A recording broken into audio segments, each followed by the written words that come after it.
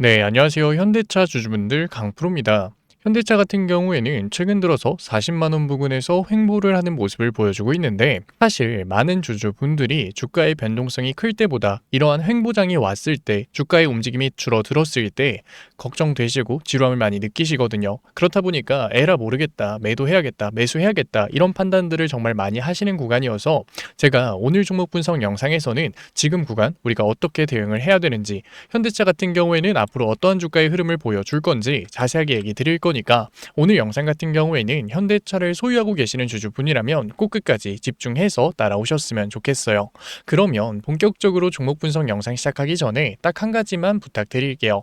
아직까지 구독 안 눌러주신 주주분들 같은 경우에는 구독 한 번만 눌러주시고 댓글로 이럴 때일수록 현대차 강한 반등 나올 수 있게끔 화이팅, 신고가, 응원의 댓글과 좋아요 한 번만 눌러주시면 정말로 감사드리겠습니다. 그렇다면 일단 최근 현대차 차트 한번 봐볼게요. 차트를 봤을 때 현대차 주주분들 같은 경우에는 답답함을 느끼실 수 있지만 차트상으로는 굉장히 좋거든요. 왜 좋냐면 현대차 같은 경우에는 최근 조정이 나오면서 하락 채널 하단을 이탈하는 모습을 보여줬어요. 그런데 그 이후로 추가적인 조정이 나오는 게 아니라 곧바로 매수세가 들어오면서 아래꼬리 반등이 나왔고 채널 상단까지 돌파하는 모습을 보여줬죠.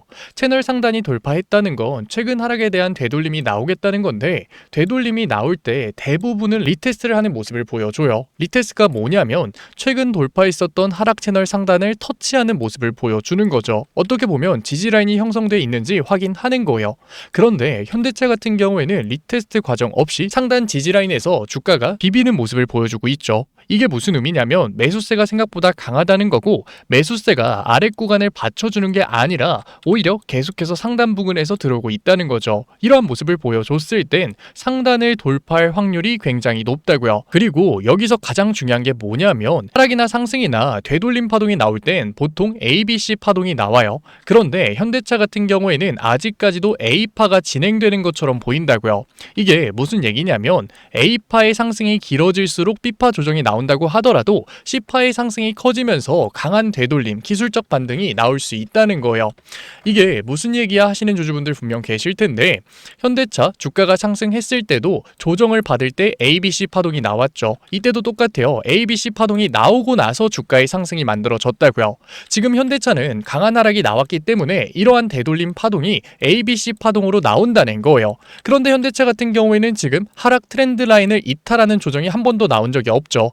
그러니까 상승이 이어진다고 하더라도 훨씬 더 강한 상승으로 이어질 수 있는 거고 조정이 나와도 또 한 번의 강한 상승이 우리한텐 기다리고 있다는 거죠. 그러니까 지금 구간에서 현대차 횡보를 보여준다고 해서 에라 모르겠다, 그냥 매도하고 반도체나 사야겠다, 다른 종목이나 사야겠다 이러한 대응을 한다면 굉장히 아쉬울 수 있는 거고 후회가 남는 선택일 수 있다는 거죠. 게다가 현대차 수급적으로 보더라도 원래 현대차 같은 경우에는 개인들이 계속해서 사모으던 종목이었어요. 그런데 이제는 손바꿈이 진행되는 모습을 보여주고 있죠. 외인들이 계속해서 저점 부근에서 현대차를 매집했고 기관 쪽에서도 현대차를 다시 한 번 더 담아가는 모습을 보여주고 있어요. 그러니까 수급적으로도 현대차 주가의 상승이 만들어질 수 있다는 거예요. 오늘 거래량을 보더라도 현대차 40만 원 부근에서 강력하게 매수가 들어오고 있는데 주가가 조정을 받을 때 거래량이 늘어나는 게 아니라 반등을 하는 과정에서 거래량이 늘어나면서 지지라인을 형성하는 모습을 보여주고 있잖아요. 이게 무슨 의미냐면 시초 거래량이 적을 때 호가창이 얇아서 개인들의 매수가 적어서 주가의 조정이 나오기는 하지만 계속해서 현대차를 매집하고 있다는 거거든요. 자본시장인 증시에서 결국 거래량은 돈이에요. 지금 구간에서 돈을 쓰고 있는 큰 손 세력들이 현대차 주가의 하락을 그대로 만들까요? 개인들의 매도가 나오고 윗구간 매물대는 얇아지고 있는데 그건 아니라는 거죠. 분명히 강한 상승을 한번 가져갈 거라고요. 저는 그 상승이 얼마 남지 않았다고 생각해요. 그런데 대부분의 주주분들은 횡보를 하고 있는 종목에서 관심이 없다가 강한 상승이 나왔을 때 이제 시작하는구나 매수를 하시죠. 그런데 뭐라고요? 되돌림은 ABC 파동으로 나온다고요. 그러니까 내가 사자마자 주가가 조정을 받고 내가 매도를 하자마자 주가의 상승이 나오는 거예요. 물론 차트상 분석은 100%가 절대 아니에요. 사실 주식시장에 100%인 건 아무것도 없죠. 제가 이 얘기를 왜 드리냐면 제가 현대차 강한 상승이 한 번 더 나올 거다 얘기를 드리니까 분명히 지금 구간에서 내가 매수를 해야겠다 생각하시는 주주분들도 분명 계실 것 같아요. 그런데 우리는 리테스트 과정에서 매수를 했을 때 훨씬 더 높은 확률로 매매를 할 수가 있다고요. 현대차 지금 구간은 누가 보더라도 강력한 저항 라인이죠. 그런데 그 저항 라인을 돌파하는 상승이 나왔을 땐 이 저항 라인이 뭐가 되나요? 지지 라인, SR 플립이 나오잖아요. 그러니까 우리는 그 지지 라인 구간에서 매수를 했을 때, 기다리는 투자를 했을 때 현대차에서 훨씬 더 안정적인 수익을 끌고 갈 수 있다는 거예요. 그러면 반대로 현대차 기술적 반등이 나오면서 강한 상승을 보여줬을 때 50만 원 후반, 60만 원 초반대 매물대를 터치하는 모습을 보여줬을 땐 우리가 어떻게 대응을 해야 될까요? 당연히 리스크를 낮추는 비중 조절을 해나가야 되는 거죠. 분명히 현대차 지금은 못 간다, 매도해야 된다 생각하고 계시던 주주분들 같은 경우에도 실제로 현대차가 구름대를 터치하면서 60만 원까지 상승하는 모습을 보여주잖아요. 그러면 내 평단까지 오진 않을까, 정고점 돌파하지 않을까 대부분이 기대를 하고 관망을 한다고요. 그런데 현대차 지금 차트상 모양을 봤을 때 기술적 반등 구간이 없었기 때문에 여기서 곧바로 정고점을 돌파하는 상승이 나온다? 이건 현실적으로 어렵다고요. 최소 쌍바닥이나 아니면 차트를 옆으로 미는 어센딩 차트는 나와줘야지 정고점을 돌파하는 상승을 노려볼 수 있는 거예요.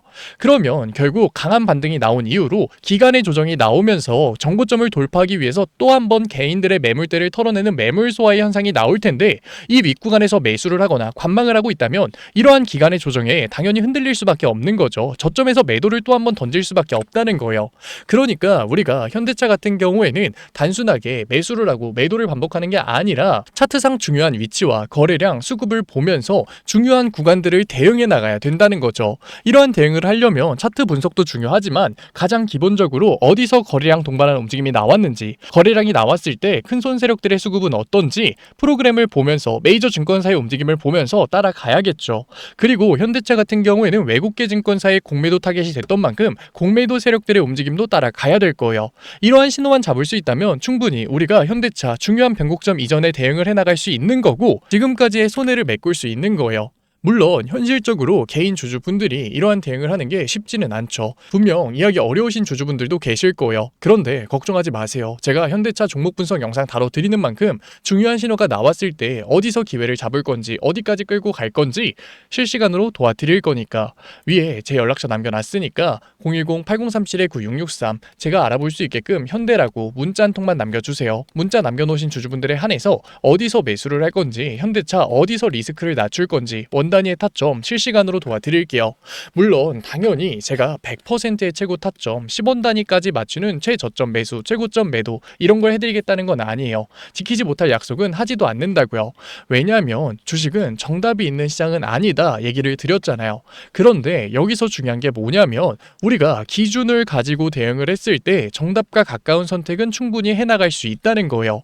그래서 제 노력이 닿는 한, 제가 해드릴 수 있는 한 정답과 가까운 선택 안에서의 원단위의 타점은 도와드릴 거니까 아직까지 구독 안 눌러주신 주주분들 같은 경우에는 구독 한 번만 눌러주시고 응원의 댓글과 좋아요 한 번만 눌러주신 다음에 신호라도 꼭 받아 가셨으면 좋겠어요.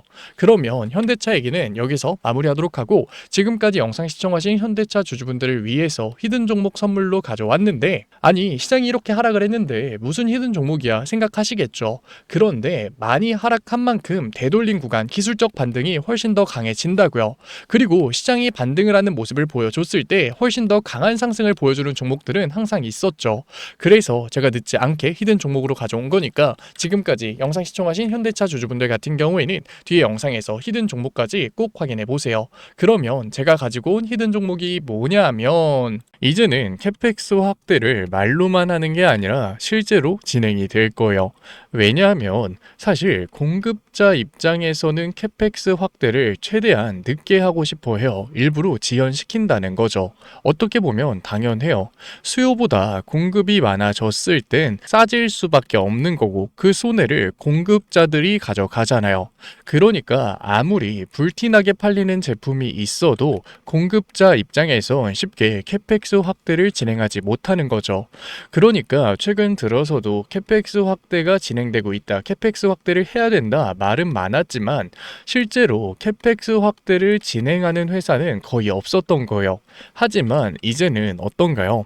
AI 투자 질주에 올해 반도체 시장 규모가 2,300조 원을 넘어섰고 메모리 호황이 최소 2년은 이어질 거다라는 전망들이 계속해서 나오고 있어요. 이렇게 됐을 땐 캐펙스 확대를 진행하지 않는 기업들이 손해를 보는 구조가 만들어진다고요. 그러니까 삼성전자, SK 하이닉스 할 거 없이 충청권 392조 투자를 진행하겠다, 실질적인 규모까지 발표되고 있는 시점이죠. 그에 맞춰서 정부도 3대 메가 프로젝트 국토 전체를 한국판 실리콘밸리로 만들겠다, 공격적으로 정책적 지원을 할 걸 발표를 하고 있어요.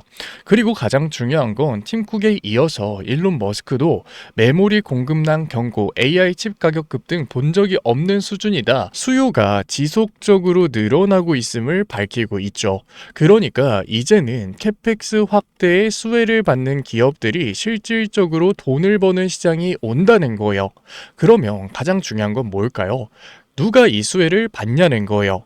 많은 주주분들이 건설주, 반도체 소부장을 생각하실 것 같은데 물론 실질적으로 수혜를 받는 종목임은 틀림이 없어요. 그런데 우리한테 중요한 건 뭐예요? 결국 주가가 저평가되어 있냐는 거죠. 그런데 이미 건설주나 반도체 소부장 종목들 같은 경우에는 캐펙스 확대의 수혜주로서 관심을 받으면서 선반영 구간이 나왔어요. 이미 주가가 강하게 상승했다는 거죠. 그러면 당연히 투자를 하는 우리한테는 메리트가 떨어질 수밖에 없다는 거예요. 이미 주가가 상승이 됐기 때문에 실질적으로 영업이익이 증가한다고 해서 주가가 곧바로 강한 상승을 보여줄 수가 없거든요. 오히려 재료 소진이라는 이슈가 나오면서 주가에 강한 변동성이 나오죠.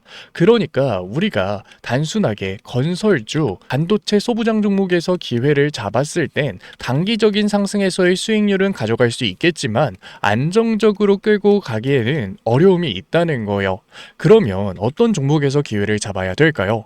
우리가 여기서 생각을 해야 되는 게 바로 노조예요. 삼성전자는 노조 때문에 골머리를 썩였죠. 주가에도 분명히 악영향이 있었고 앞으로도 계속해서 이 노조 이슈는 꼬리표를 달고 다닐 거예요.